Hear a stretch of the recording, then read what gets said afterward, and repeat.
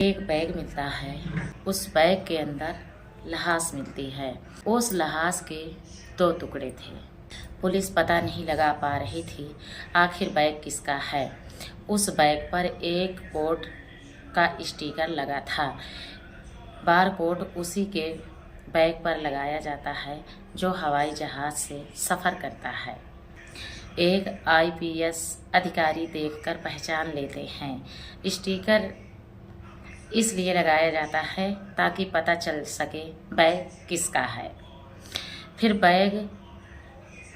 Bag भेजा जाता है चौधरी चरण सिंह अंतर्राष्ट्रीय हवाई जहाज अड्डे, जो लखनऊ में है। जानने के लिए आखिर किसका बैग है, किसका बैग होता है, तुरंत उसका पूरा एड्रेस पता चल जाता है। जब पुलिस उस एड्रेस पर जाती है तो एक और बैग मिल जाता है। फिर कहानी का खुलासा होता है। कहानी में वही है जो कुछ दिनों से सुनते आ रहे हैं। एक महिला ने अपने पति को ख़त्म कर दिया इक्सबाजी के चक्कर में। कहानी में आगे बढ़ने से पहले चैनल को सब्सक्राइब जरूर कर लें ताकि हर दिन हमारी आपकी मुलाकात होती रहे। दिल दहला देने वाली घटना उत्तर प्रदेश के देवरिया जिले की है। वहाँ एक गांव में एक व्यक्ति रहता था जिसका नाम जितेंद्र गिरी। वह अपने खेत पर गेहूं काटने जाता है। वहाँ देखता है तो एक बैग पड़ा मिलता है। वह इस बैग को दूर से देखकर चला जाता है। उसको लग रहा था इसमें कुछ गड़बड़ है, आपत्तिजनक चीज़ तो है। उसने समझदारी से काम लिया। फिर पुलिस को 112 पर कॉल करता है। फ़ोन लखनऊ जाता है। फिर उनके इलाके के थाने में कॉल जाता है। पुलिस आती है। जैसे ही बैग खोला जाता है तो उसमें शरीर के दो हिस्से मिलते हैं। अंदाज़ा लगाया जा रहा था आखिर कौन है। इसके ऊपर धारदार हथियार से हमला किया गया है। जब पुलिस पता कर लेती है पूरा एड्रेस तो उसी गांव में पुलिस उसके घर जाती है। उसकी पत्नी घर से निकलती है जिसका नाम रजिया था। पुलिस कहती है हमको आपके पति से मिलना है, नाम बताइए। पुलिस ने पूछना शुरू किया था।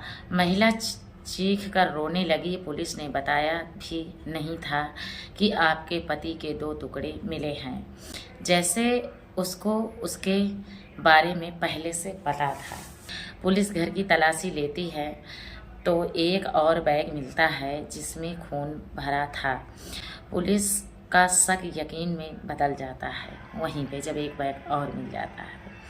पुलिस ने पूछा अपने पति को क्यों तुमने मरवा दिया या क्यों मार दिया। रजिया सुल्तान ने बताना शुरू किया।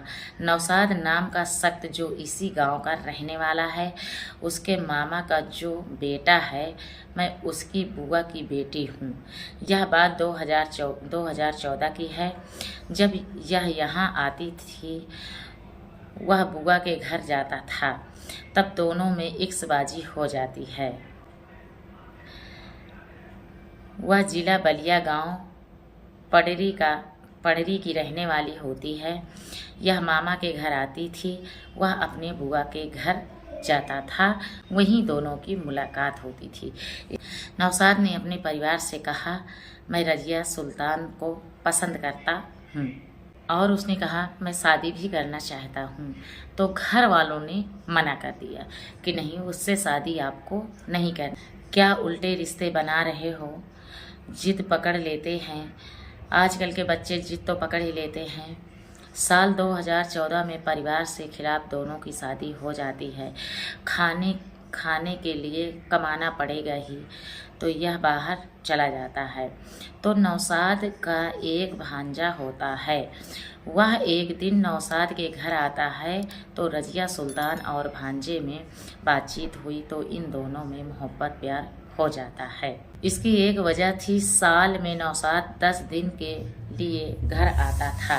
रोमान और रजिया के बीच करीबी संबंध बन जाते हैं।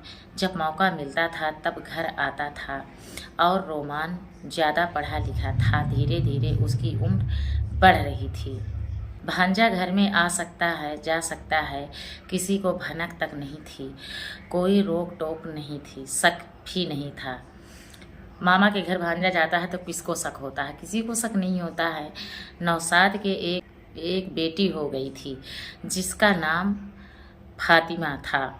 नौशाद को पूरी कहानी पता चल गई थी, लेकिन वह रिश्ता बचाना चाहता था। भांजे से बोल दिया था, मेरे घर मत आना। नौशाद 10 दिन के लिए घर आता है तो खाने में जहरीला पदार्थ मिला दिया जाता है। 19 अप्रैल 2025 को बेहोश हो जाता है। उसके रोमान कुल्हाड़ी से 2 टुकड़े कर दिए। नौशाद जिस बैग को दुबई ले जाता था, उसी बैग में लाश के 2 टुकड़े पैक कर देती हैं। रोमान अपनी दोस्त के बोलेरो बुलाकर उस बैग को ठिकाने लगाता है। भांजा और मामी दोनों जाते हैं। दूसरे गांव में जाकर मदन लाल के खेत में फेंक देते हैं। यह सोचकर आए थे किसी को पता नहीं चलेगा, पहचान पाना मुश्किल हो जाएगा। तो चलिए, इस वीडियो में आपका क्या कहना है कमेंट में ज़रूर बताएं। मिलूंगी अगली वीडियो के साथ, तब तक के लिए नमस्कार।